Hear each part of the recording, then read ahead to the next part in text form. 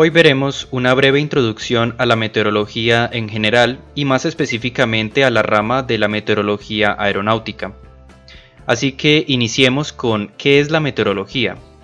Esta es una rama de la ciencia que estudia la atmósfera y los procesos físicos que ocurren dentro de ella. Ahora, el concepto de atmósfera corresponde a una capa gaseosa que rodea un cierto planeta, en este caso en particular la Tierra. La atmósfera terrestre a su vez se divide en diferentes capas y cada una cuenta con diferentes características. Sin embargo, esto lo veremos un poco más a fondo en los siguientes videos. Regresando al concepto de meteorología, este es derivado de la palabra meteoro, que significa fenómeno natural no permanente que se produce en la atmósfera, y que puede consistir ya sea en una precipitación, suspensión o un depósito de partículas líquidas o sólidas, o también, en algunas ocasiones, en una manifestación óptica o eléctrica. Debemos aclarar en este punto que la palabra meteoro no es lo mismo que meteorito o meteoroide, ya que son conceptos diferentes. Ahora, los meteoros en sí pueden subdividirse en diferentes tipos. Por ejemplo, tenemos los hidrometeoros, que están relacionados al agua en cualquiera de sus estados. Aquí podemos mencionar, por ejemplo, las nubes o la lluvia. También tenemos los litometeoros, que corresponden a partículas sólidas diferentes al agua, como por ejemplo el humo, la arena o la bruma. También tenemos los fotometeoros, que son manifestaciones ópticas en la atmósfera, como por ejemplo el arco iris. Y finalmente también tenemos los electrometeoros, que son manifestaciones eléctricas en la atmósfera, como por ejemplo los relámpagos o las auroras boreales. Ahora, habiendo comprendido qué es un meteoro y sus diferentes clasificaciones, pasemos ahora con un par de conceptos también bastante importantes. El primero es el de tiempo atmosférico, o en inglés weather. Este hace referencia a las condiciones atmosféricas presentes en un cierto momento y lugar determinado. Este tiempo atmosférico es cambiante y prácticamente irrepetible, y suele medirse por medio de parámetros como la temperatura, la presión atmosférica, la dirección e intensidad del viento, la humedad, la visibilidad, al igual que los meteoros presentes en ese momento. Un ejemplo de esto sería el siguiente. Hoy, a las 2 de la tarde, el tiempo atmosférico en Rosario es el siguiente: una temperatura de 19 grados centígrados, una humedad relativa del 64%, un cielo parcialmente cubierto de nubes y así sucesivamente. Como podemos observar, esos parámetros aplican únicamente a la ciudad de Rosario a las 2 de la tarde en un día en concreto, y no hace referencia al estado promedio del tiempo en esa ciudad. Ahora, esto nos lleva al siguiente concepto, que es el de clima. El clima es el promedio de los tiempos atmosféricos de un cierto lugar o región, y está condicionado principalmente por características geográficas del lugar. Por ejemplo, podemos decir que Manaos tiene un clima tropical lluvioso, o por ejemplo que El Cairo tiene un clima árido y seco. Como podemos ver entonces, el concepto de clima hace referencia más a las condiciones típicas de un cierto lugar o región, más que las condiciones específicas en un cierto momento. En otras palabras, si tomamos el promedio de todos los tiempos atmosféricos que encontramos en un cierto lugar, obtenemos el clima. Ahora, uno de los factores que determina en mayor medida el clima es la posición geográfica de esa área en términos de latitud. Como podemos observar en este mapa, tenemos zonas climáticas bien definidas, y estas dependen en gran medida de qué tan lejos o qué tan cerca está esa región del ecuador o de los polos. Ahora, habiendo entendido ya el concepto de tiempo atmosférico y clima, pasemos ahora a otros dos conceptos que suelen confundirse, que son los de meteorología y climatología.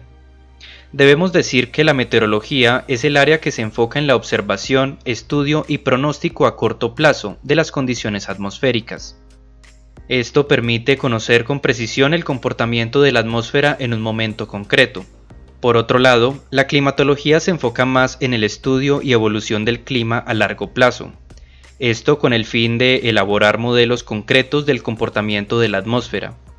Estos ayudan a desarrollar pronósticos más sólidos a largo plazo y también anticipar cambios climáticos en una cierta región, como por ejemplo fenómenos que ocurren de forma periódica, tales como épocas de sequía o lluvia.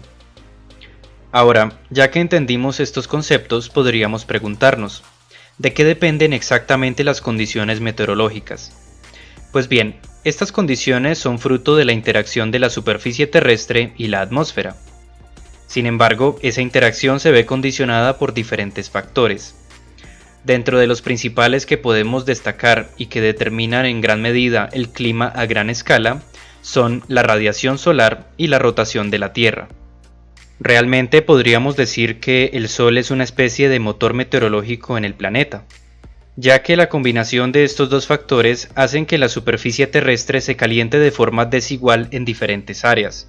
Este calentamiento desigual lleva a diferencias de densidad en las masas de aire, lo cual a su vez causa cambios en la presión barométrica en diferentes zonas. Y todo esto desencadena el clima como lo conocemos en nuestro planeta. Ahora, aparte de esto, también debemos mencionar que el eje de rotación de la Tierra se encuentra inclinado con respecto al plano orbital en torno al Sol, que es conocido también como eclíptica. Esta inclinación afecta enormemente la distribución de la radiación solar en la superficie, lo cual a su vez genera cambios periódicos significativos en el clima de algunas áreas, conocidas como las estaciones de invierno, verano, otoño y primavera. Ahora, es importante mencionar también que hay otros factores como el tipo de superficie, la orografía, la cantidad de humedad, entre otros, que condicionan el clima a escala local. Ahora, debemos mencionar que el clima tiene un impacto significativo en la vida del ser humano. Es por esto que desde la antigüedad se ha estudiado la ciencia del clima con el objetivo de predecir ciertas condiciones o fenómenos, los cuales son relevantes para algunas actividades humanas como por ejemplo la agricultura. Tanto así que el estudio del clima se remonta hasta el 340 a.C., con la publicación de Meteorológica de Aristóteles, donde ya se especulaba qué factores afectaban el clima en una cierta área. Posteriormente, con el avance de la ciencia, se empezaron a utilizar ciertas técnicas para predecir el estado del tiempo. Específicamente, uno de los primeros instrumentos utilizados para este fin fue el barómetro, el cual es un instrumento para medir la presión. En este caso, los primeros barómetros relacionaban la presión atmosférica directamente con las condiciones que podían esperarse, como podemos ver en esta imagen. En este caso, si la presión era alta, se esperaba un clima bastante seco, mientras que si la presión era baja, se esperaban tormentas y precipitaciones. Sin embargo, este no fue el único instrumento que se utilizó para medir las variables meteorológicas. Otros instrumentos relevantes fueron el termómetro, el anemoscopio, el anemómetro o el higrómetro, de los cuales hablaremos en siguientes videos. Ahora, gracias al avance de la tecnología, hoy en día contamos con una infraestructura completa y moderna de sensores e instrumentos que nos permiten observar y predecir las condiciones con mucha más precisión. Aquí hablamos de estaciones meteorológicas de superficie distribuidas alrededor del planeta, radiosondas utilizadas para medir la temperatura y el viento en altitud, y hasta satélites que envían desde el espacio imágenes meteorológicas de todo el planeta. Ahora, es importante mencionar que las observaciones y pronósticos meteorológicos no son los mismos para todas las aplicaciones, ya que la meteorología se subdivide en diferentes ramas, dependiendo de su campo de aplicación. Por ejemplo, existe la meteorología marítima, que se enfoca principalmente en las variables que afectan la navegación de los buques. Tenemos también la meteorología agrícola, que se enfoca en las variables que afectan principalmente las épocas de cosecha, siembra y el resto de cosas relacionadas a las actividades agrícolas. Y también tenemos la que nos concierne a nosotros los aviadores, que es la meteorología aeronáutica. Obviamente, esta es una rama muy importante, ya que las aeronaves vuelan dentro de la atmósfera, y por lo tanto todos los fenómenos que ocurran dentro de ella afectarán de una u otra forma a las operaciones aéreas. La meteorología aeronáutica entonces se enfoca en el estudio de los fenómenos que afectan la operación de las aeronaves. Ahora, vale la pena recalcar nuevamente la importancia de la educación en la meteorología aeronáutica, ya que el no comprender correctamente cómo se comportan los diferentes fenómenos atmosféricos y también cómo pueden afectar a una aeronave puede tener consecuencias desastrosas que seguimos viendo hoy en día. Es por esto que dentro de los objetivos de la educación meteorológica en la aviación tenemos comprender los procesos físicos y los meteoros que se presentan en la atmósfera, Conocer e identificar los fenómenos meteorológicos peligrosos para la aviación, al igual que cómo reducir los riesgos relacionados a estos. También conocer e interpretar los diferentes tipos de reportes y pronósticos meteorológicos necesarios para la planificación y ejecución de los vuelos. Y finalmente, analizar y evaluar de forma correcta las condiciones meteorológicas para así tomar el plan de acción más apropiado. Ahora, pasando con las entidades meteorológicas a nivel mundial, la principal es la OMM, que son las siglas para Organización Meteorológica Mundial. Esta es una entidad creada por la ONU que se encarga de promover y facilitar la cooperación de los servicios meteorológicos de cada país. Dentro de los objetivos específicos de la OMM tenemos promover la estandarización de métodos de observación, reporte y pronóstico a nivel mundial, fomentar la creación y mantenimiento de sistemas para el intercambio rápido de información meteorológica y también fomentar la investigación y la enseñanza de la meteorología a nivel mundial.